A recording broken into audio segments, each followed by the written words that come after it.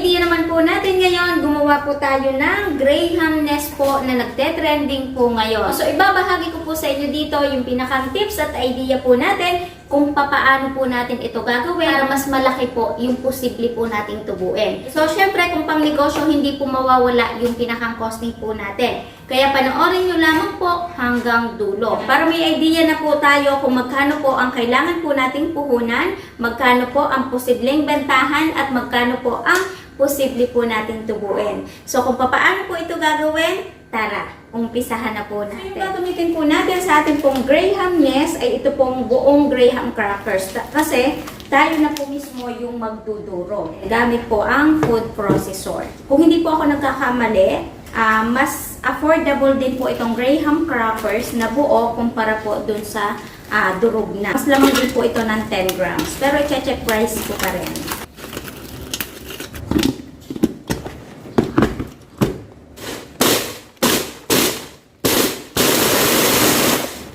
So, wala pang isang minuto, durog na po kaagad yung atin pong Graham crackers. So, isa-erlin lamang po natin sa isang lagayan at magmimix na po tayo. Okay, so dito sa dalawang balot or dalawang pack ng Graham crackers, maglalagay po tayo ng isang lata po ng condense.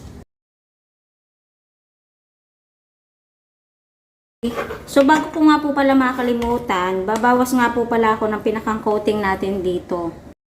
Yan, sana hindi pa ito basa. Okay, so hindi umabot ng 50 grams, 30 grams din yung ibinawas po natin dito. Hahaluin lamang po natin and then mamasahin po natin hanggang sa maging dough. So gagamit lamang po tayo dito ng gloves para hindi po dumikit. So yung dami ng inilagay po nating condense.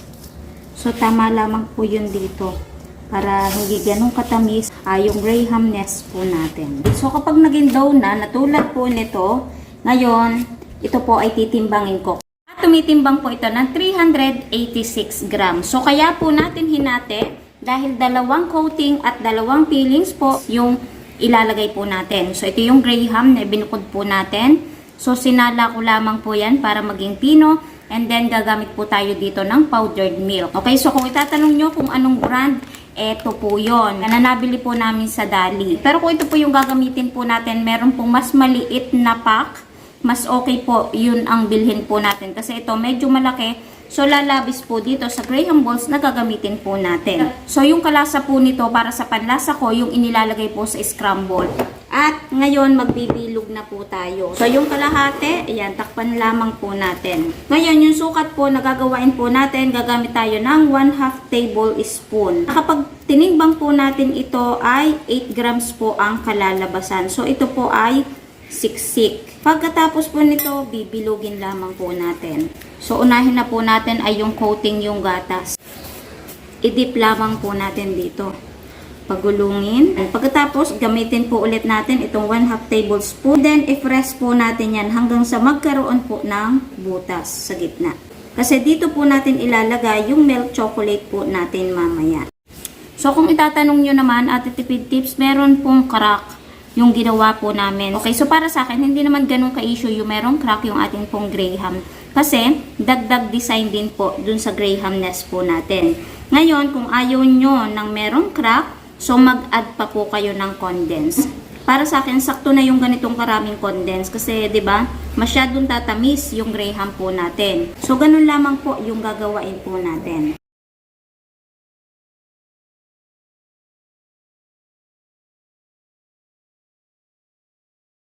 Okay, so halimbawa, tingin nyo tumigas yung pinakang dough po natin, nahihirapan kayo mag-mold, pwede tayo dito mag-add ng 1 tablespoon ng tubig, yung mineral water, o kaya naman ng condense. Yung pwede po nating idagdag para lumambot po yung pinakang dough po natin. Ito yung coating na Graham milk. So, ganun lamang po ulit yung gagawain po natin. And then, magbabalik po tayo.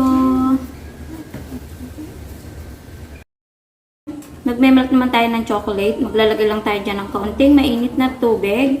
And then, ipapatong lang natin yung atin pong chocolate.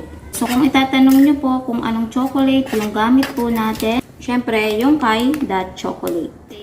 So, yung coated na milk, inilagay na po natin yan sa atin pong mga cupcake liner. Yung 1 ounce, yung sukat ng cupcake liner na pinaglagyan po natin. Ang ilalagay po natin dyan ay yung atin pong chocolate. Para, diba, white and brown. So, 1/2 teaspoon yung gamit natin na pinasasando ko.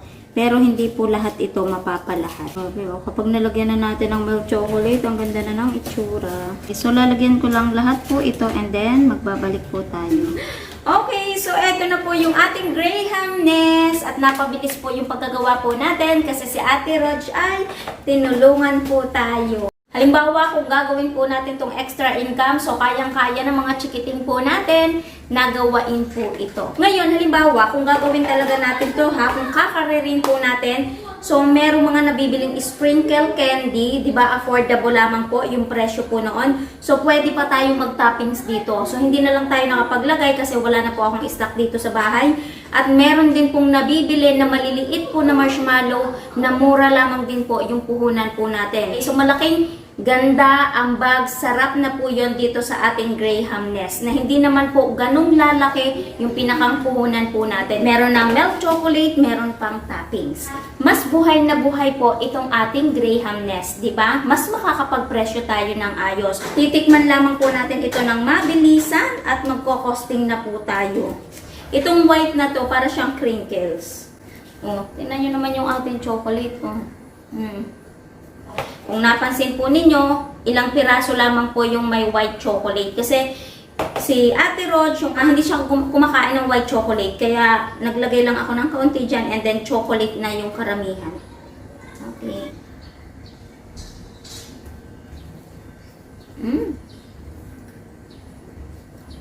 Kaya naman pala yung anak ko pabalik-balik eh. Kasi ito, bawas na po ito. Kaya pala siya mabenta sa mga school. Kasi, yung lasa niya, talaga magugustuhan ng mga bagets. Yung pinakang texture po nito, makunat-kunat po ito. Sakto lamang po yung pinakang tamis. Kasi hindi naman po ganun karamihan yung inilagay po natin condensed. So, yung milk chocolate na inilagay po natin, syempre, mas nagpasarap po dito sa ating pong Graham Nest. So, paggagawa po nito, pwede na po natin itong ilagay sa mga packaging. So, merong nabibili na maliit na clamshell, ayan. Doon sa binilang kong packaging, naubusan ako ng lalagyan. Diba? Ang cute ng lagyan mga katipid-tip. Siguro, kakasya doon ay 6 pieces na ganitong kalalaki. So ngayon, bibigyan ko naman kayo ng mabilisang costing po natin dito. Magkano nga po ba ang magiging bentahan po dito? Costing na gagawin po natin ha, costing pa rin po yun dito sa lugar po namin. So magko-costing pa rin po kayo ng sa inyo. Kasi iba't iba nga po tayo ng lugar. Bawat araw, buwan, taon is nag-iiba ang presyo. So umpisahan po natin sa dalawang balot po ng Graham crackers, 98 pesos. Bali, isang balot po ay 49 pesos. Tapos sa pinaka-condense po natin, 42 pesos. Pero sabihin na po natin na 45 pesos. Kasi kung napanood nyo po, pwede tayong magdagdag ng water, mineral water, and then condense. Okay. So kung i-coat lahat po natin ito ng gatas, base po dito sa ginamit ko na nabili ko po sa Dali, yung dalawang pack po na maliit na may timbang na 33 grams, gagamit po tayo ng dalawang balot pero labis pa po yun. Kasi matipid lamang po yung pinakang coating po natin. So sabihin na po natin na 17 pesos. So ilalagay po natin milk chocolate dito sa nagawa po natin. Ang 180 grams is kasyang-kasya. So 65 pesos po yung presyo po ng 180 grams. Bali, Dutch chocolate po yung ginamit po natin. Kaya ang total po lahat ng pinakang puhunan ay 225. Pero magpa-plus pa po tayo doon ng other expenses. Cupcake liner na ginamit po natin, yung isang set na ganon mabibili po ng 7 pesos. Sa dalawang pack na nagawa po natin, makakagamit po tayo ng dalawang ganon pero meron pa po yung labis. Tuusin na din po natin sa 14 pesos. Yung labor po natin at yung gas. So yung gas naman, saglit na saglit lang natin paiinitin yung pinakang tubig kasi mabilis lang din naman po mag-melt at hindi po kailangan na sobrang init.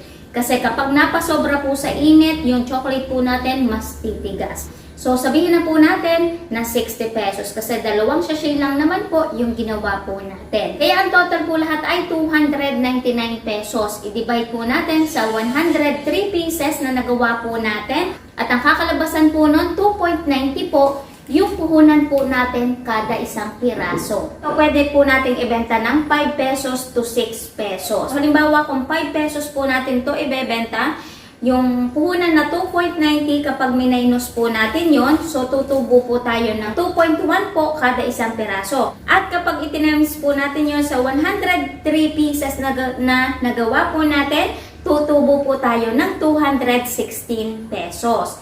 Ngayon, kung 6 pesos naman po natin ibebenta, para sa akin, kung 6 pesos po natin siya ibebenta, mas better na maglagay po tayo ng kaunting sprinkle candy at saka kaunting mini marshmallow para hindi na mako-question kung 6 pesos man po natin itong ibenta. Kapag minus po yung pinakampuhunan, so posible po tayong tumubo ng 3.1 po kada isang piraso. At kapag itinimes po natin yun sa 103 pieces na nagawa po natin, posible po tayong tumubo ng 319 pesos po dito sa nagawa po natin. So, di ba malaki po ang posible po nating tubuin dito po sa Graham Nest. Sabi nyo, Ate Tipid Tips, mag-a-add pa ng sprinkle candy at marshmallow. So, mura lamang po yung magiging puhunan po nun. Yung 20 pesos, labis na labis po yun dito kung magtatoppings po tayo dito sa 103 pieces na nagawa po natin. Basta sinamahan po natin ng sipag at diskarte, so hindi po imposible na mas malaki po yung posible po nating tubuin. At sasamahan pa po natin ng consistent, so hindi po talaga imposible. So sana